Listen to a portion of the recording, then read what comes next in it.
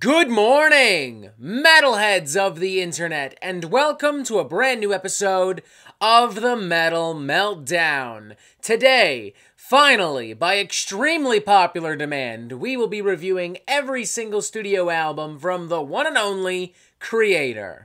As per the norm with these reviewing every album style videos, I am not interested in EPs, demos, live albums, compilations, or anything released by any kind of solo or side project. I am looking at Kreator and all of their studio albums. I will be talking about each in order of release and assigning each a score out of 5. First up, we have Endless Pain, released October 11th, 1985 via Noise Records. This is the band's official debut studio album, and it has aged remarkably well, nearly 40 years old, and it still sounds and looks badass as fuck. Mean, tight, wild, in-your-face, underground German thrash metal with a little bit of like a first wave black metal, speed metal underbelly to it. Like it's got a little bit of extra venom and bite in it.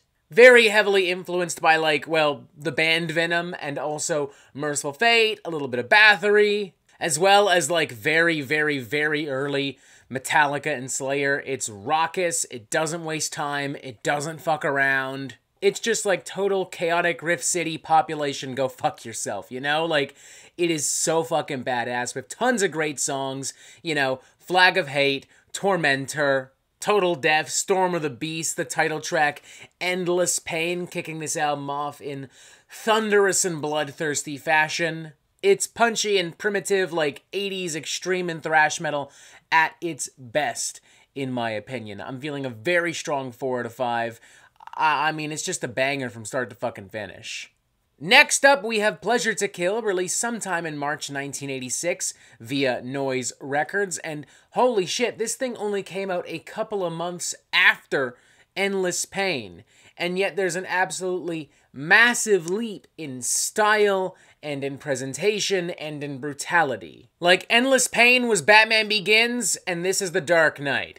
Endless Pain was Terminator 1, and this is Terminator 2. It's bigger, it's meaner, it's darker, it's more brutal, it's more violent, it's more manic. The riffs are crazier. The production is better. The record is consumed by whirlwinds, nay, hurricanes of carnivorous battering percussion and riffage and schizophrenic vocal spats. From the moment this album starts with Choir of the Damned leading into Ripping Corpse, this thing just kind of grabs you by your shirt collar and drags you through fields of broken glass and sandpaper. Every song here, Under the Guillotine, Command of the Blade, Riot of Violence, the aforementioned Ripping Corpse, The Pestilence, Take Their Lives, Awakening the Gods, the title track, everything is just so fucking fantastic. Without question, one of the most brutal thrash records of the 1980s, bordering on death metal. This is really not far off from what Possessed and Death were doing in their very, very, very early years. I'm feeling a very strong 4.5 out of 5. One of the best thrash metal records ever made.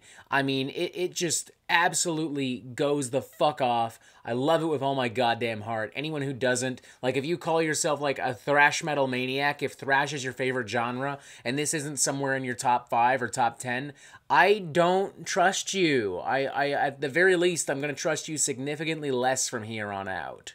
Next up, we have Terrible Certainty, released September 22nd, 1987, once again via Noise Records.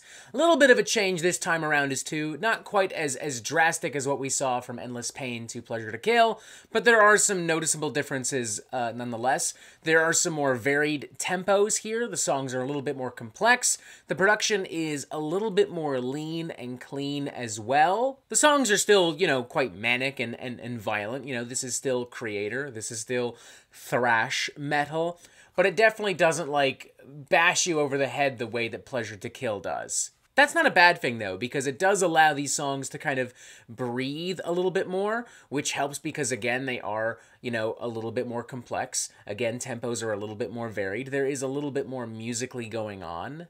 More importantly, still lots of great songs. Blind Faith, Storming with Menace, As the World Burns, Toxic Trace. Behind the Mirror as well. I like some of those glistening, shimmering chords in the very beginning, giving this a nice atmospheric touch before diving into more atypical, like, German thrash chaos. Feeling a 4 to 5 on this one. Another classic record from Kreator, in my opinion. Next up, we have Extreme Aggression, released June 19th, 1989 via Noise Records and Epic Records. Another solid addition to the Kreator discography, expanding again on what we've heard with Terrible Certainty. It's cleaner, it's leaner, it's punchier, it's brighter, a little bit more progressive and complex and varied in a lot of parts as well. The immediacy and the urgency and the power of the music. Like, the guitars are really crisp, and the drums are really loud, and the bass actually has a nice earthy presence as well. Some of the band's most adventurous material up to this point can be found here as well. Some Pain Will Last, for instance, which has a lot of interesting progressions and grooves and vibes and movements. The tightness and precision of the percussion as well, combined with the over-the-top guitar pyrotechnics that can sometimes be heard, makes this feel like a technical thrash record to a certain extent. Especially with stuff like Stream of Consciousness, Betrayer. You also do still have your more straightforward meat and potatoes thrash metal bangers and ragers sprinkled throughout as well. The title track, Extreme Aggression, lives up to its name. I feel like this record is just like a better execution of what Terrible Certainty was trying to do. A lot of great songs, a lot of great performances, a lot of great production. Feeling a very strong 4 to 5 on this, maybe leaning towards a 4.5 out of 5. Just a really, really fucking great record. Next up, we have Coma of Souls, released November 6th, 1990 via Noise Records and Epic Records. And this very much feels like a culmination of everything that Kreator were doing up until this point. Like, it has the aggression and the violence of Pleasure to Kill, it has the progressive and more adventurous vibes of the last two albums, an expansion of the cleaner and more refined production of Extreme Aggression specifically. The songs are elaborate, very clearly, meticulously crafted and produced, but brutality is never once compromised. The songs are multifaceted, offering a bunch of different dynamics and elements while also still being really direct and straight to the point. Performance-wise, everyone is on motherfucking point, too. Like, this is probably the best Kreator have sounded up to this point, and this makes for just an absolutely incredible experience from start to finish. I mean, everything from Mental Slavery to Agents of Brutality to When the Sun Burns Red, the title track Coma of Souls, it's all just fucking incredible, to be honest. Looking back, undeniably one of Kreator's best records and probably one of the best thrash records of the 1990s, feeling a very strong 4.5 out of 5 on this bad boy right here. Next up, we have Renewal, released October 26th, 1992 via Noise Records, and it's kind of weird.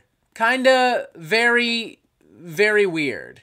While not necessarily an industrial rock or metal record, from what I understand, Kreator was heavily influenced by that sound at this time, or at least Millie Petrozza was, and you can definitely kind of hear that in some of the vocal cadences, and in the production, and in the way that, you know, the guitar tone has been put together, and in the way that the percussion has been kind of put together. The songs are also a little bit more angular and jagged and unorthodox at times, with some weirder textures and riffs.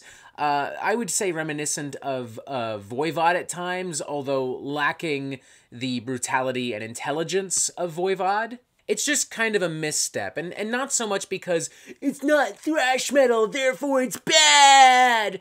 It's just kind of awkwardly, clumsily constructed and put together. Don't get me wrong, you have some bright spots here and there. Brainseed, for instance, very, like, minimalistic thrash with, like, a bit of an alternative metal underbelly to it. There's some good, chunky, ballsy riffage in the title track Renewal that I can get behind as well. Depression, Unrest, and Europe After the Rain are really solid numbers as well. Like, this is where it feels like everything that Kreator was trying to do with Renewal feels really fleshed out. Like, these are definitely the most cohesive and successful numbers on the record. But everything else is just kind of odd and leaves a weird, sour taste in my mouth. Millie's, like, shouted vocals don't help either. I'm feeling a 2.5 out of 5 on this one. I don't hate it by any stretch, but it's definitely a weird one. And maybe in retrospect, the band's most, like, incohesive and poorly pieced together record. Next up, we have Cause for Conflict, released August 1st, 1995 via Noise Records and Gun Records. And it's also kind of weird. Not as weird as Renewal, but still pretty weird. Kreator is definitely leaning into industrial and alternative metal influences once again here, although the primary ingredient this time around would be like groove metal in the vein of a band like Machine Head, who were starting to get popular around this time. I would go as far as to say that there are good chunks of this record that, honest to God, just feel like German Machine Head. Not perfect in my opinion at all, but I will give Cause for Conflict this. It is definitely a more successful and consistent and cohesive listen than Renewal. And it actually also does legitimately have a few gnarlin' ragin' bops here and there sprinkled throughout. For instance, Catholic Despot, Progressive Proletarians, Crisis of Disorder. Really love Bomb Threat, too. Honestly, kind of an underrated number from Kreator. I mean, they just inject, like, pure, insane, like, grindcore, hardcore into their brand of, like, groovy thrash metal, and it just kicks absurd amounts of fucking ass. I'm feeling an enthusiastic 3 to 5 on this bad boy. I'm not big on, like, the super loud production. That definitely holds this thing back, in my opinion. It can be a little aggravating, even on medium volumes. That being said, this thing, a definite step up from Renewal, and there's enough, like, gnarly goodness for, you know, the average Kreator fan to have some fun with this thing. Next up, we have Outcast, released July 22nd, 1997 via Noise Records and Gun Records once again. And, somehow it got weirder, man. I'm not really sure where to begin with this. So now Kreator is getting into, like, gothic metal, and we're really starting to slow things down, and there's a heavy emphasis on, like, mood and atmosphere and this kind of gloomy, murky production. There's more clean vocals, and, you know, I'm fine with this in theory. You know, my issue, again, is not, it's not thrash metal, therefore it's bad. Like, that's not my issue. My issue is the songs just aren't really that interesting, and it's still just not really that well put together. Just like with Renewal and Cause of Conflict, there are definitely bright spots to be found. Nonconformist is a fun number with, like, some punky industrial flourishes and, you know, a little bit of a thrash underbite finally popping up. Phobia is also cram-packed with some nice crunchy grooves, and the industrial and the goth influences do a good job at creating kind of a cool atmosphere that kind of floats atop everything and cloaks everything in, like, gloom and an appropriate amount of misery, like a fog kind of washing over everything. But, yeah, that's kind of it. That's kind of it.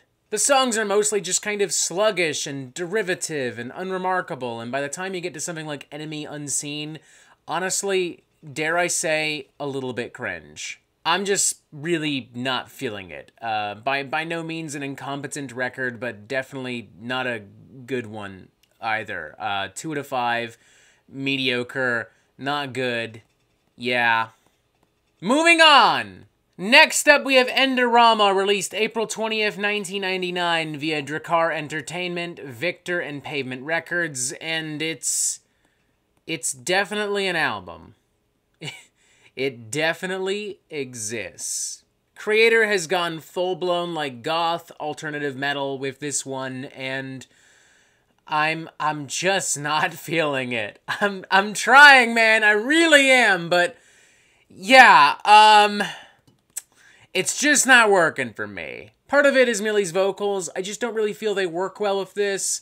It's also the songwriting, which can often feel somewhat derivative of much better goth rock and goth metal and alternative metal. And it's also the fact that, like, the primary elements that I know and expect from Kreator are just nowhere to be found here, you know? Like, I was still able to find those bits and pieces on Renewal, on Cause for Conflict, on Outcast, but I'm not getting any of it here. The brutality, the urgency, the power, it's been very much stripped away. Like, the closest we get to something that feels like true Kreator is, like, Soul Eraser and Shadowland. And even this is plastered with, like, weird crescending guitars and, like, some really corny kind of, like, vocal antics. I will say I do like Passage to Babylon. I like the kind of, like, post-punky classic goth rock bass and some of those driving rhythms. I like how urgent it is. Everlasting Flame is also, like, weirdly kind of lush and evocative, and I think it probably comes the closest to, like, being, like, really great gothic metal on here. But yeah, that's kind of about it. 2 out of 5, maybe leaning towards a 2.5 out of 5 a little bit, I guess, but I'm, yikes, not a fan. Not a fan whatsoever. Next up, we have Violent Revolution, released September 25th, 2001 via SPV and Steam Hammer, and finally something that actually feels like Kreator and has them experimenting in ways that meshes with what we know and want from Kreator. Finally. Like, it's a mean, provocative thrash record, and it pulls in some elements from, like, Meltdown, some of the intricate guitar work that at the time we would expect from In Flames, Arch Enemy, Dark Tranquillity. It does a really good job at bringing that into the Kreator sound and making the songs feel really epic and big and lively. Millie sounds fucking fantastic on here. Like, he's able to mish, like, some semi-clean vocals with finally the sneers and screams that, like, defined classic records from Kreator. I like that range. I like that diversity. I like how he approaches everything. A lot of good songs on here as well. All of the Same Blood, the title track Violent Revolution, Servant in Heaven, King in Hell, Reconquering the Throne. By no means a perfect record in my opinion, but definitely a step up and all things considered a return to form for Kreator. Feeling an enthusiastic 3.5 out of 5 on this record. It's really good. Check it out if you haven't already. Next up, we have Enemy of God, released January 10th, 2005, once again via SPV and Steam Hammer, and this, not Violent Revolution, is for me where the Kreator that I know and love comes back, and they come back with a motherfucking vengeance. The brutality, the urgency, the chaos and hellfire, and also the complexity of Pleasure to Kill, Terrible Certainty, Extreme Aggression, Coma of Souls, it's all here, and it's combined with the Meltdown influences courtesy of the aforementioned Violent Revolution to create something that is epic, powerful, urgent, important, and so much fucking fun. Millie Petroza was very clearly pissed off with the world around him, and he put all of that onto this album. He's regularly railing against rising tyranny and fascism all over the world. Combining that with crippling grooves, punishing rhythms and riffs in the title track Enemy of God, Dystopia, World Betrayer, When Death Takes Its Dominion, When Evil Comes, A Million Follow. Impossible Brutality is really cool too. Like, it's an absurdly catchy, groovy number that still has a lot of weight and genuine, like, menace to it. Clocking in at 55 minutes, it is a little longer than what I'm used to hearing from Kreator, but considering what we've put up with these last few albums, I'm not complaining. Fuck it, I don't care. Solid 4 out of 5 from me. I think this thing is fucking great. Next up, we have Hordes of Chaos, released January 13th, 2009, once again via SPV and Steam Hammer. Another great record in my opinion. We're kind of seeing Kreator go back to their roots a little bit. Like, they've definitely stripped down the sound a little bit. Definitely still some, like, groove metal and some mellow def flavors and sprinkles and spices to be found. But this does feel the most like a full-on thrash metal record in comparison to basically everything we've talked about post Coma of Souls, and it also is recorded on, like, pure analog tape in a live setting, and as such it does have a very gritty, raw, organic feel to it. As a result, more so than Enemy of God, there's a lot on this record that feels like it probably could have been pulled from the late 80s, early 90s, simply brought to the chaos of 2009. Just tons of great songs again, you know? Like, the title track and opening number, Hordes of Chaos, Amok Run, War Curse, Radical Resistance, Corpses of Liberty. Just badass, mean, clean, tight, fucked up thrash metal with new school production and old school spirit. Solid 4 out of 5. Another great record from Kreator. Next up, we have Phantom Antichrist, released June 1st, 2012 via Nuclear Blast Records, and holy shit, what an absolute skullfucker. What an absolute brain smasher of an album this is.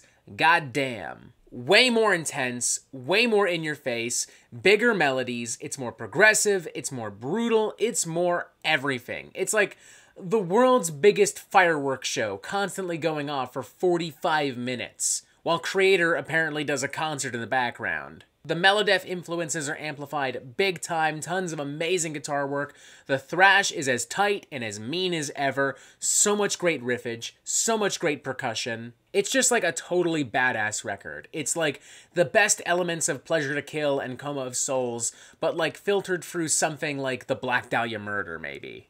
No fat, no filler, no duds, no fucking around whatsoever on this thing. Everything's a full-blown banger. The title track, Phantom Antichrist, United in Hate, Death to the World, From Flood into Fire, Victory Will Come, all fucking amazing. Like, Millie sounds like there was a real, genuine fucking fire lit under him. Which isn't to say he was phoning it in on the last few records we've talked about, because I don't feel that's the case. But goddamn, the energy, the vitality, the maturity, the urgency, there's just way more good shit here. It's way better. Despite being so high octane, the album never really feels that overwhelming. Just like flat out exhilarating, like a roller coaster that you never want to end. Strong 4.5 out of 5 for me. I think this is an incredible record, and probably out of everything that Kreator have done in this modern era, their best album. Next up, we have Gods of Violence, released January 27th, 2017, once again via Nuclear Blast Records. Unsurprisingly, another great record. Like, I feel like I'm repeating myself at this point, but this band consistently has so much great music, you know? This is definitely the most they've leaned into the Melodeath influences. Like, there are times listening to this record where I'm like, this is a full-on fucking, like, In Flames classic Arch Enemy number. With crescending twin guitars, soaring solos, you know, that kind of, like, classic Gothenburgian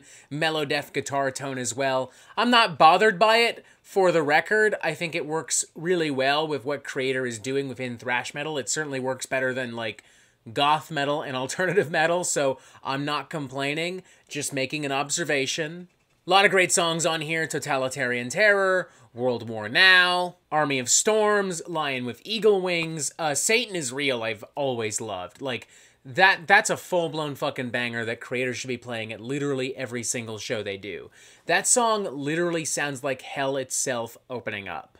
Probably some of the best production we've heard on really any Kreator album as well. I mean, this thing just shines and sparkles and sizzles consistently. Very strong 4 to 5. Again, another great record. I do feel like I'm repeating myself at this point, but fuck it. I'm repeating myself for good reason. And finally, this brings us to Hate Über Allies, released June 10th, 2022. Hey, that was last year. That was pretty recently. In fact, that was almost exactly a year ago, come to think of it. Huh. Neat.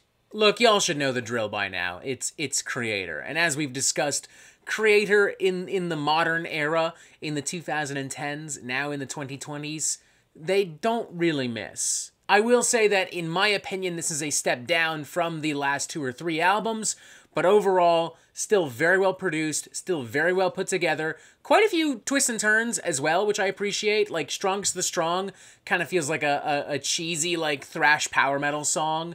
It's not my favorite, but, you know, it's endearing, it's charming, it's fun. Midnight Sun is a very interesting number as well, playing around with, like, these haunting vocal melodies and atmospheres, and, like, contrasting that with, like, some really gnarly, snappy thrash metal. And, you know, you've got stuff like Crush the Tyrants, Killer of Jesus, the title track Hate Über Allies, which delivers everything you pretty much expect from Kreator at this point. It does feel maybe a little bit predictable, a little bit a derivative of, again, the last few albums, but still very well put together. At the time of its release, I gave this a 3 out of 5, and I think now I would lean closer to a 3.5 out of 5, honest to God. By no means a mind-blowing listen, and it does fall short of the heights of Phantom Antichrist, Hordes of Chaos, even, you know, Gods of Violence, but all in all, a fun record. It's good. I dig it. Hell yeah. And voila! That is it! Reviewing every Kreator album. Now you can finally stop bugging me about making this video. That'd be great. Please and thank you. Now it's your turn to tell me, what's your favorite Kreator album? What's your least favorite Kreator album? How would you rank every album in their discography? Do you feel I hit the nail on the head, or did I miss spectacularly?